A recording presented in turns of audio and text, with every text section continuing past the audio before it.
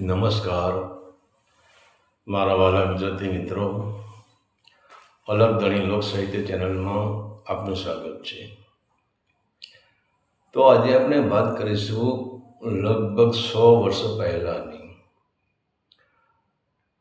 તો 100 વર્ષ પહેલાંની ધાંગધ્રામાં એક દેશોળ ભગત જે બની ગયા, અને ધાંગધ્રામાં આ 100 વર્ષ પહેલાંના છેલ્લા રાજા, એમના પછી કોઈ રાજા બન્યું જ નથી, સર અજીતસિંહ એ ધાંગધ્રાના રાજા હતા. અને એમના ત્યાં દેશળ ભગત નોકરી કરતા હતા.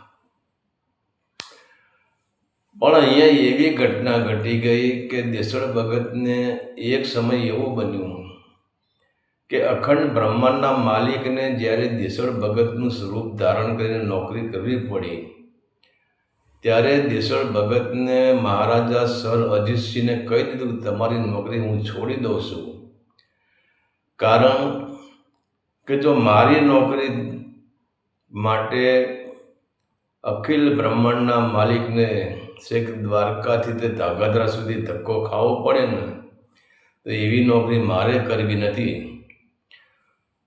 અને પોતે પછી કહેવાય છે કે પોતે નોકરી છોડી દીધી અને ધાંગધ્રા બહાર પણ એમને એક આશ્રમ બાંધ્યો. અને વિચાર તો કરો, દેશળદેવ પોતે પણ એક આશ્રમ બાંધ્યો, પણ એમના દીકરા હતા જે લાલજી, એ પણ સંન્યાસ લઈ લે છે. અને આજે પણ બાપ દીકરાની બંનેની ત્યાં સમાધિ છે. તો હવે આ દેશળ કોણ હતા, એમના માતા પિતા કોણ હતા, એનો આપણે સંપૂર્ણ ઇતિહાસ જોઈશું આપણે. તો કહેવાય છે કે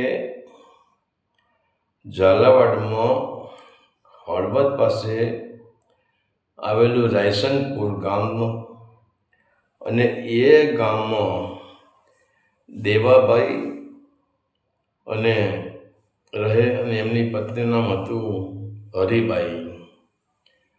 અને આ દેવાભાઈ અને હરિભાઈ બંને ભક્ત માણસ હતા. બંને જણા પતિ પત્ની, એટલે ક્યાંય પણ સંતવાણીના પ્રોગ્રામ હોય, ભજનના પ્રોગ્રામ હોય, પોતે ભજન કરતા, પોતે લોકોને સત્ય વિશે સમજાવતા હતા, બંને પતિ પત્ની. અને એટલે જ કહે છે કે ભાઈ, સારું બીજો તો સારું બીજા જ પાકે.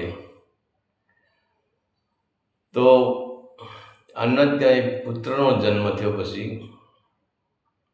અને વિચાર તો કરો કે જેના આપણે તો કહીએ નરસિંહ મહેતા નાચ્યો, પણ નરસિંહ મહેતાના માટે તો ભગવાને તો ઘણા વર્ષો થઈ ગયા, ત્યારે ભગવાને નરસિંહ મહેતાના 52 કામ કરેલા છે. અને નરસિંહ મહેતા માટે ભગવાનને દોડવું પડ્યું છે. પણ આજે અહીંયા પણ દેશળ માટે ભગવાનને સ્વયં દોડવું જ પડ્યું છે. અને કહેવાય છે કે અને આજે પણ તમે કળિયુગ કરો છો, પણ જો તમે સાચી રીતમાં, સાચી નીતિથી, સાચી શ્રદ્ધાથી તમારા કોઈ પણ ઇષ્ટદેવ હોય એના સાનિધ્યમાં તમે બેસી જાઓ, એના પર વિશ્વાસ કરી દો, તમારી સંપૂર્ણ જે નાવડી છે એના સહારે છોડી દો, તો 100% આજે આપણા ઈષ્ટદેવ છે, આપણી નાવડી 100% તારવાના જ છે. પરંતુ આપણે તો એક નક્કી કરી કે આજે ઘરમાં છોકરું બીમાર પડ્યું, કે ઘરમાં કોઈ તકલીફ હોય, તો આજે કે ભાઈ ચલો આ બળિયાદેવની બાધા, કોઈ કે બળિયાદેવની બાધા રાખો, એથી સારું નથી. પછી બીજો કે રામાપીરની બાધા રાખો, એથી સારું નથી. ચલો કે હનુમાનજીની બાધા રાખવાનું. તો પછી આપણે આમ જ તકલીફ થઈ જઈએ છીએ ને કે ભક્તિ આપણામાં કેમ સ્થિરતા થતી નથી, કે આપણે જેમ કાચિંડો જેમ રંગ બદલે ને ચોમાસામાં, એમ આપણે રંગ બદલતા જઈએ છીએ. આપણો કોઈ એક રંગ નહીં, આપણે દોરંગા છીએ. અને જ્યાં મનુષ્ય દોરંગો હોય, ત્યાં કોઈ દિવસ કોઈ પણ શક્તિ છે એને સહાય કરતી નથી હોતી, કોઈ પણ શક્તિનો એને સાથ હોતો નથી. કારણ કે શક્તિ પણ વિચાર કરે છે કે આ મારો થયો નથી, પહેલાંનો શું થવાનું છે. તો કહેવામાં છે કે આજે પણ દેશળદેવના ત્યાં ભગવાન કૃષ્ણ અખંડ બ્રહ્માંડનો માલિક જે દોડીને આવ્યો, તો આપણા તો કેમ ના આવે, આપણું કામ કેમ ન કરે. કહેવાનો મતલબ આપણે હજુ એટલા કાચા છીએ કે આપણે દોરંગા છીએ, અને જે સંતો થઈ ગયા બધા એક રંગા હતા, અને એક રંગાનું જ કામ. નરસિંહ મહેતા એક જ રંગા હતા. એમને કૃષ્ણ એટલે કૃષ્ણ, બીજું કંઈ નહીં. સ્વયં ભોલેનાથ આવો તો કહી દે કે તું કૃષ્ણનું રૂપ લઈને મારી સામે આવો તો બરાબર છે. તો એવા એક રંગા થવાની જરૂર છે. અને ત્યારે કહેવાશે કે યુવાનીમાં પણ આ દેસળ છે એ, અને જન્મ્યો ત્યારે બધા એને કીધું કે એનું રૂપ જ જોઈને લોકો એમ કહેતા કે આ કોઈ જેવો તેવો પુરુષ નહીં જન્મ્યો, આ યુગનો ઓલ્યો જન્મ્યો છે. અરે કે એના લક્ષણો જન્મથી જ એવા હતા એને. અને ત્યારે યુવાનીમાં પણ ઠાકરની માળા કરે છે, અને એના જ્યારે મિત્રો સાથે, જ્યારે દેસળની ઉંમર થાય છે અને મિત્રો સાથે ફરવા જાય છે, મિત્રો સાથે બેસવા જાય છે, પણ ત્યારે પછી આ દેસળના હાથમાં માળા જ હોય છે. તુહી તુહી તુહી તુહી તુહી તુહી તુહી કરતા હોય. ત્યારે મિત્રો કહે, અલ્યા ગાંડા, તારી ઉંમર તો જો, હજુ તું જવાન જોત છે, અને તારે તો અત્યારે મોહ માયામાં તું જોતો કે તારું જુવાન તારું શરીર કેવું ભગવાને તને આપ્યું છે. તારે તો લગ્ન કરી લેવા જોઈએ ને મોહ માયાના ડાયરામાં રહેવું જોઈએ, જીવનમાં મોજ મસ્તી કરવી જોઈએ, અને પછી જે ભક્તિ છે ને એ ઘડપણમાં તારે કરવાની. અત્યારે તું શું કહે આખું જીવન તારું જુવાની તું બરબાદ કરી દઈશ. તો લોકો એવા મેણો મારે છે કે તારે આ જીવનના રંગો પહેલાં જોઈ લે, આ જીવનનો સ્વાદ પહેલાં માણી લે, રંગ રેલિયા મનાઈ લે. પણ આ દેશોને તો કોઈને જવાબ આપતો જ નથી. બસ તુંય કરે. અમુક ટાઈમે દેશળ પાછું લોકોને કહી દેતો હતો કે ક્યાં ભરોસા હે ઇસ જિંદગી કા, અને કહે કે આ જીવનનો કોઈ ભરોસો નથી, ક્યારે આ પૂરું થઈ જાય. લોકોને સમજાઈ પણ દેતા હતા. તો પછી દેશના મા બાપ આની ઉંમર થઈ ગઈ, પછી બધા કહેવાય દેશળના લગ્ન કરે દો. દેશળ લગ્નનો વિરોધ નથી કરતા, પણ પછી ત્યાં દેશળના લગ્ન કરાવે છે. અને હવે તો જુઓ, જેમ પરમાત્માએ આ ગંગાબાઈને દેશળ માટે જ બનાવીને તૈયાર મૂકી હોય, એમ આ ગંગાબાઈ પણ દેશળ જેવી જ હતી. એના પિયરમાં તમે જો, જ્યારે કુંવારી હતી એના લગ્ન દેશળ સાથે લગ્ન નહોતા થયા તો પણ એના પિયરમાં ભજનમાં જતા હતા, એના પિયરમાં સત્સંગ કરતા હતા. તો હવે આ દેશળના લગ્ન ગંગાબાઈ સાથે થાય તો સોનામાં સુગંધ ભળી ગઈ. બંને જે દોડવું હતું ને ડાળા થઈ ગયું એવી વાત અહીંયા થઈ. તો પછી બંને પ્રભુ ભજન કરે છે, અને કહેવાય છે કે બંને પતિ પત્ની ભક્તિ પણ કરે છે અને અન્નદાન પણ કરે છે. એમના આંગણે કોઈ પણ અભ્યાગત આવ્યો હોય, કોઈ સંત આવ્યો, કોઈ સાધુ આવ્યો હોય, તો આ બંને પતિ પત્ની એમને જમાડ્યા સિવાય, એમને દાન દક્ષિણા આપ્યા સિવાય ઘરથી નીકળવા દેતા નથી. ભલે ઘર ગરીબ હતું, અને આમે દાતારી ભલે અમીર હોય કે ગરીબ હોય, દાતારી અંદરથી ફૂટે છે, ભક્તિ અંદરથી ફૂટે છે. કોઈ દાતારીનું કોઈ દિવસ ઇન્જેક્શન આવતું નથી, ભક્તિનું કોઈ દિવસ ઇન્જેક્શન આવતું નથી, સુરવીરતાનું કોઈ દિવસ ઇન્જેક્શન આવતું નથી. અને જેમ ટાઢિયા તાવ પણ અંદરથી જ આવે છે, ગુમડાની રૂજ પણ અંદરથી આવે છે, એમાં બધું અંદરથી આવે છે. નહીંતર તમે જુઓ તો જેની પાસે કરોડોની સંપત્તિ હોય, રૂપિયા માટે મળતા હોય છે, તો એ સંપત્તિ શું કરવાની? એ સંપત્તિ નહીં, એ લાખ નહીં, પણ એ રાખ છે. કારણ કે મૃત્યુ પછી સંપત્તિ બધી છૂટી જવાની છે, પણ આવા અભાગ્યના હાથમાં એ સંપત્તિ દાન કરી શકતા નથી. તો હવે આ દેસળ અને એમની પત્ની જે ગંગાબાઈ બંને ગરીબ જ છે, કોઈ સુખી નથી. એમ છતાં એ દાતાર છે. એ પોતે મહેનત કરીને અન્નક્ષેત્ર ચલાવે છે, પોતાના ઘરે અન્નક્ષેત્ર ચલાવે છે અને દાન કરે છે. અને કહેવાશે કે એ ટાઈમે ધાંગધ્રાના છેલ્લા રાજા એટલે સર અજીતસિંહ એમના ત્યાં આમને નોકરી મળી જાય છે. અને એ નોકરી એમને મળ્યા પછી ભાઈ આ દેસળ ભગત હતો, ભજનનો બાઇક તો એમને હોય, દિવસે નોકરી હોય, રાત્રે ભજનમાં જતા હોય. અને જ્યારે નોકરી મળે છે ત્યારે શરૂમાં રેવન્યુ ખાતામાં નોકરી મળે છે. પરંતુ આ સર અજીતસિંહને દેસળ ભગત એટલો વાલો હતો કે ના પૂછો વાત. પછી એમને રેવન્યુમાંથી અજીત સાહેબ દેસળ ભગતને બદલી નાખે છે અને તરત એમને પોલીસ ખાતામાં લઈ લે છે. તરત પોલીસની નોકરી આપી દે, જેલરની નોકરી આપી દે છે પછી તો. અને પછી તો કહેવાય છે કે જે આ દેસળ છે એ જેલર ઉપર નોકરી કરે છે, જેલ ઉપર નોકરી કરે છે. અને જેલ ઉપર એક નહીં પણ 5 માણસો ત્યાં નોકરી કરતા હોય છે. અને ત્યાર પછી ધીરે ધીરે દેસળજીને કહેવાય છે કે 4 સંતાનો થાય છે.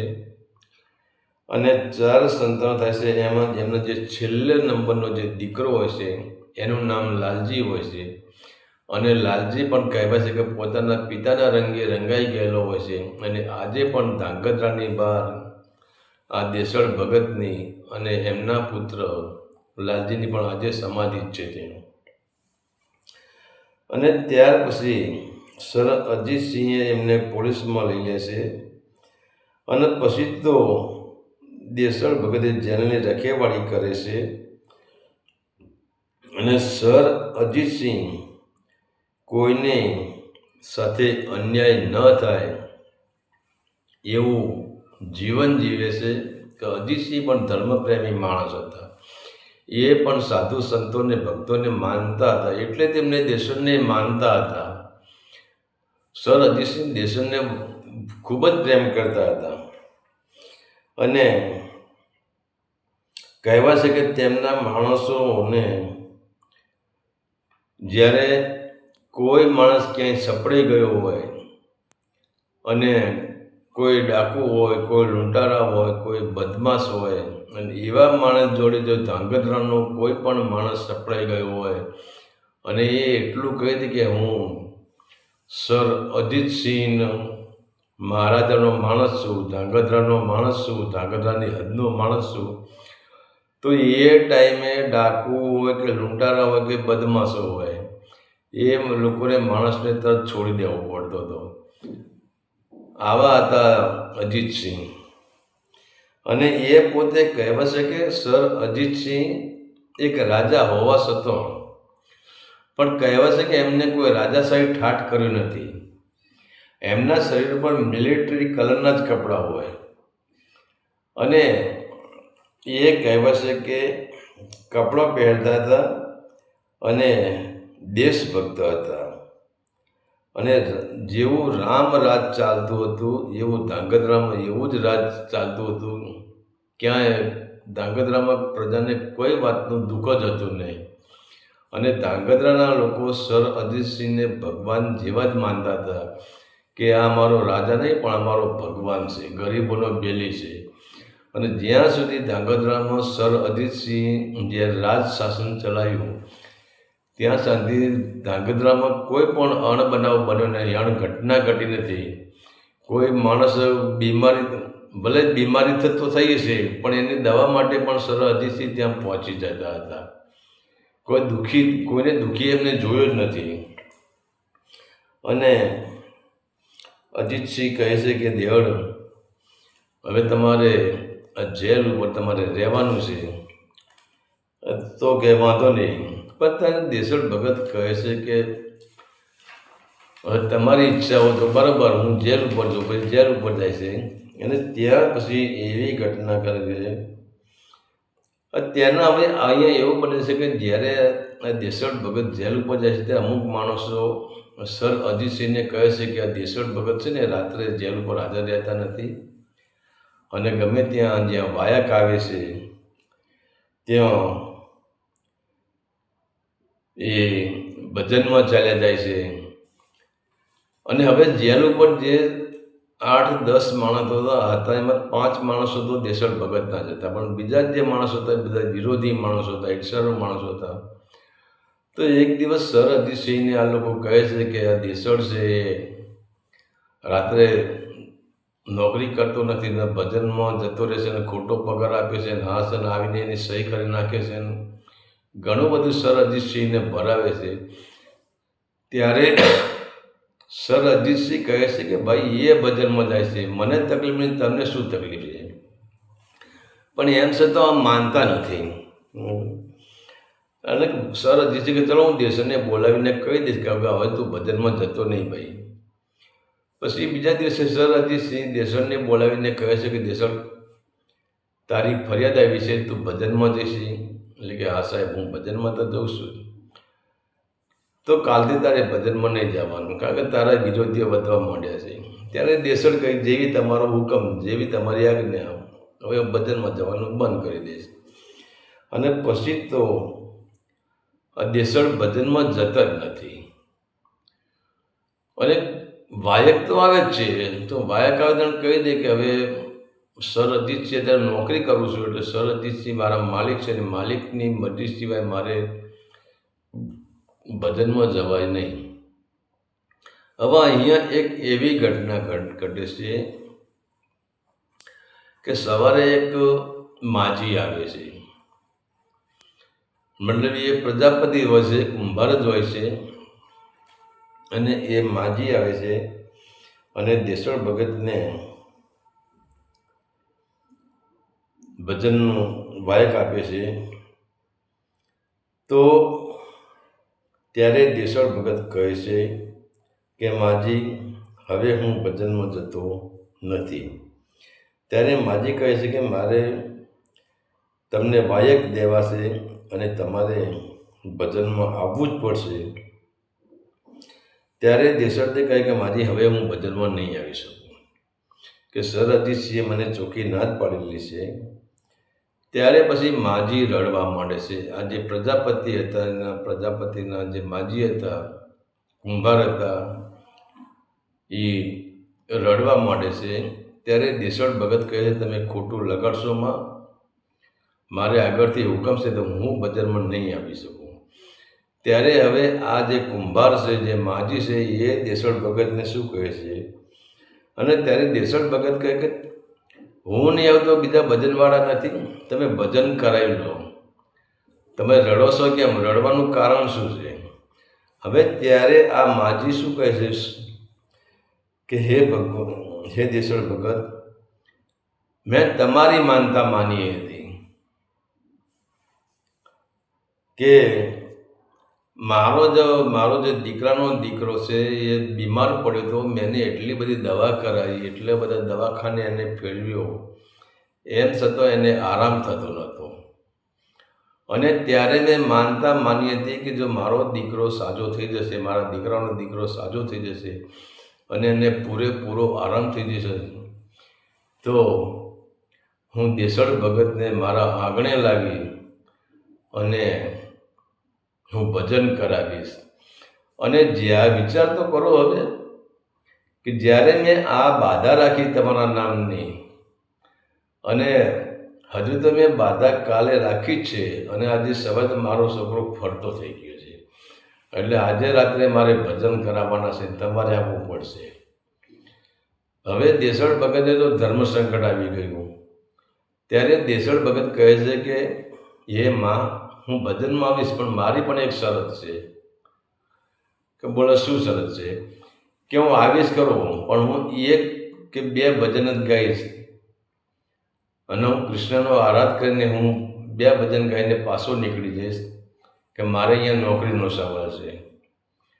ત્યારે માં કહે જે જે કુંભાર હતા માજી એ કહે છે કે દેસળ ભગત તમે 1 કે 2 ભજન કહો એને વાંધો, પણ તમારે મારા આંગણે આપવાનું છે. તો પછી ભજનનું નક્કી થઈ જાય છે. અને જે આ જે 5 જેલરો હતા એમને પણ ખબર પડે છે કે આ જે દેસળ ભગત આમથી આમ શાંતિથી બેસતા નથી, એટલે કે દેસળ ભગત શું છે કે કંઈ નહીં, આજે ભજનમાં જવું પડશે. ત્યારે પેલા 5 કહે છે કે તમને ભજન માટે તો સર ના પાડે કે ભાઈ ના પાડેલી વાત બરાબર છે, પણ મારે ત્યાં આખી રાત રોકાવા નથી, મારે 2 ભજન ગાઈને પાછું આવી જવાનું છે. અને હું 11 થી 11, સાડા 11 હું 11 વાગે પાછો આવી જઈશ. અને હું જ્યાં સુધી ન આવું ત્યાં સુધી તમે સાચવજો. તો પેલા 5 જણા તૈયાર થઈ જશે કે વાંધો નહીં, તમે 11 વાગે પાછા આવી જજો.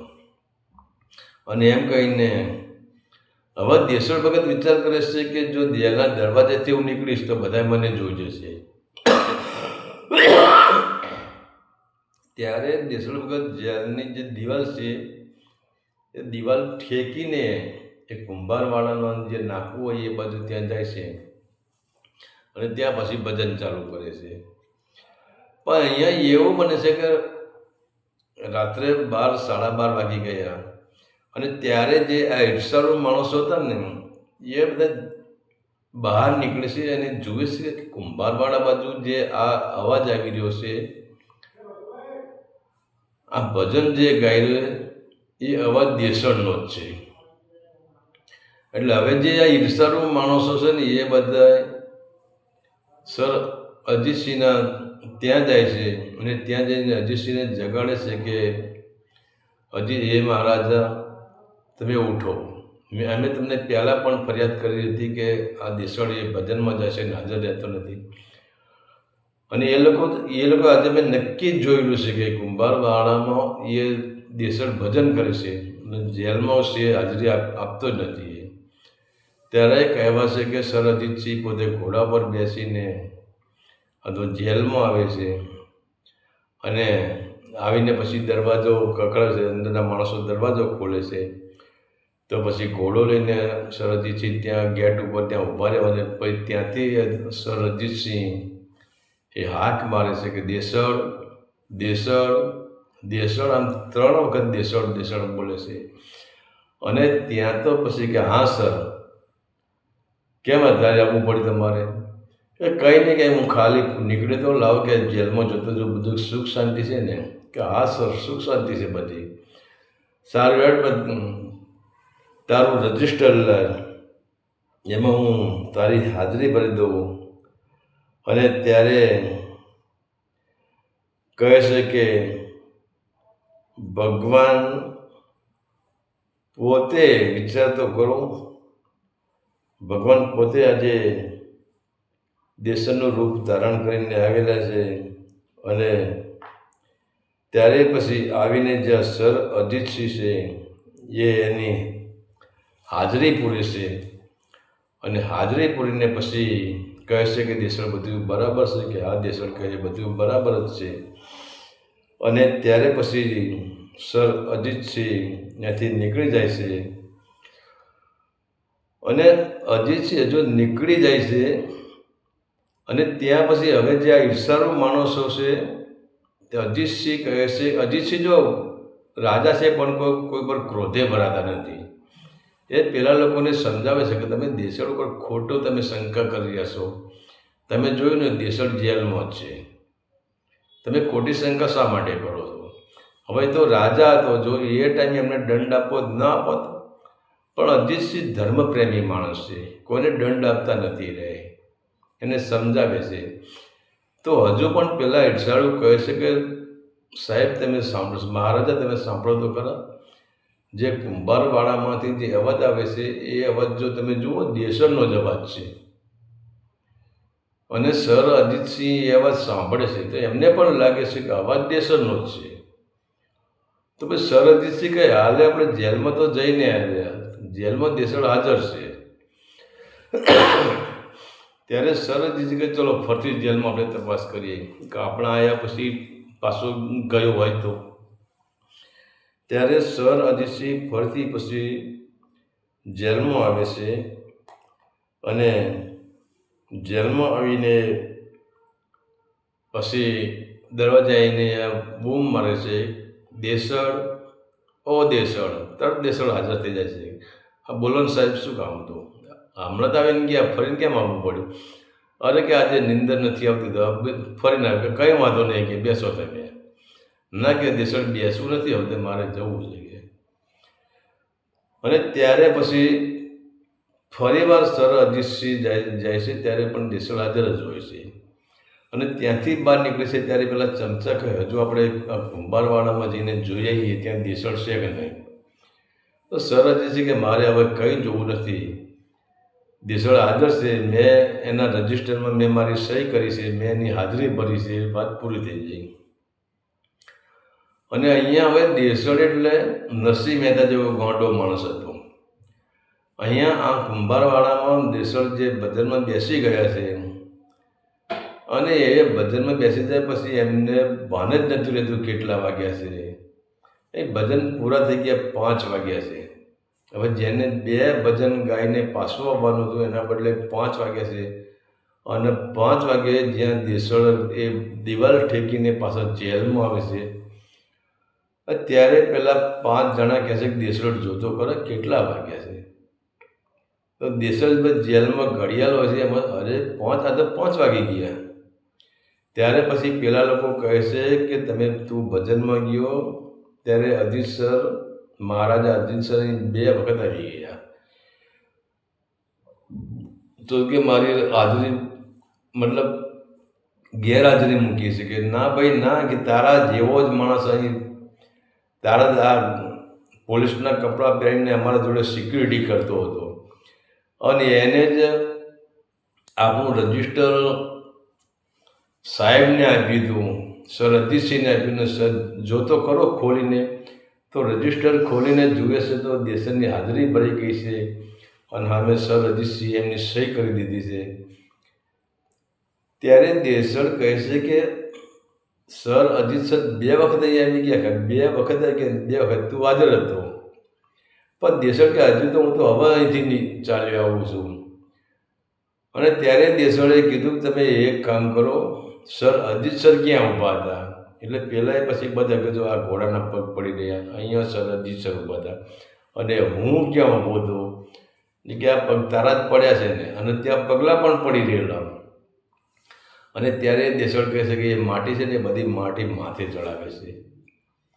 અને હજુ તો સવારે ઉઠીને સીધો વહેલો સર અજીતસિંહને ત્યાં પહોંચી જાય છે, સર અજીતસિંહને જગાડે છે. અને સર અજીતસિંહ કે દેસળ વહેલું શું કામ છે ભાઈ? એટલે તરત એ પોતે એક કાગળમાં પોતાનું રાજીનામું લખીને સર અજીતસિંહને આપી દેશે કે મારે નોકરી કરવી નથી. ત્યારે સર અજીતસિંહ કહે છે કે દેસળ જો તું મારા માટે નોકરી છોડીશ નહીં, કે તારામાં એમ છે કે સર અજીતસરને ધક્કો મારા માટે છે, જેલ સુધી રાતે ધક્કો ખાવો પડ્યો અને હું હાજર હતો ને સર અજીતસરને રાતે મારા માટે તકલીફ લેવી પડી, દોડવું પડ્યું. ત્યારે દેસળ કહે હે અજીતસર, એ મહારાજા, હું તમારા ધક્કાની વાત નથી કરતો. તમે તો રાત્રે જેલમાં તમે આવો તો તમે તો ઘોડા પર બેસીને આવો છો, તમારે કયો ધક્કો તો ઘોડાને પડે છે, તમારે તો ઘોડા પર બેસવાનું છે. પણ આ જગતના નાથને છેક દ્વારકાથી તે ધાંગધ્રાની જેલ સુધી ધક્કો ખાવો પડે ને, એ ધક્કો મને પોસાતો નથી.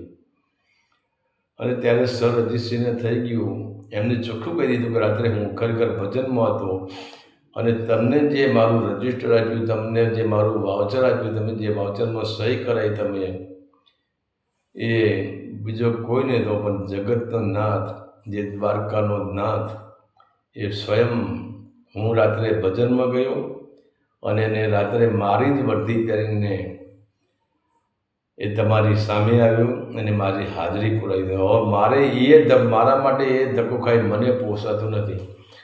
પછી તો કહે છે કે દેસળ ભગત ત્યાં સર અજીતસર કહે છે યાર ઘણું સમજાવે છે પણ કે મારે હવે નોકરી કરવી નથી. અને ત્યાર પછી કહેવે છે કે સર અજીત સર પાસે જઈને અજીત સર પછી કહે કે હવે તમારે શું જે જરૂર હોય તો એમ માગી લો. કહેવાય છે કે જ્યારે નોકરી છોડ્યા પછી અજીત સર કહે કે તમારા બાળકોનું શું, ત્યારે દેસળ કહે છે કે જે માણસ દ્વારકાથી અહીં ધાંગધ્રા સુધી ધક્કો ખાય એ મને મારા બાળકોને ભૂખ્યા સુવડાવશે. અને પછી તો સર અજીત સર પણ ઘણી બધી દેશને એના માટે બધું કામ કરે છે, દેશની ઘણી બધી સુવિધાઓ આપે છે. અને ત્યાર પછી કહેવાય છે કે નોકરી છોડ્યા પછી જે ખાંડવી ધાર એ ધાંગધ્રાની જગ્યા છે અને આજે પણ કહેવાય છે કે રોડ ઉપર એ જગ્યા છે ખાંડવી ધાર, અને ત્યાં આશ્રમ બનાવ્યો છે. અને ત્યાં પણ આજે દેસળ ભગતની વાવ ત્યાં આજે પણ છે. અને કહેવાય છે કે એમના દીકરા લાલજી મહારાજની સમાધિ પણ અને આજે ત્યાં છે. અને આજે પણ એ ધાંગધ્રામાં એ જ જગ્યા ઉપર જ્યાં મિલિટરી કેમ્પની ત્યાં પણ આયોજન આજે પણ કરેલું છે. તો આ હતો દેસળ ભગતનો સંપૂર્ણ ઇતિહાસ.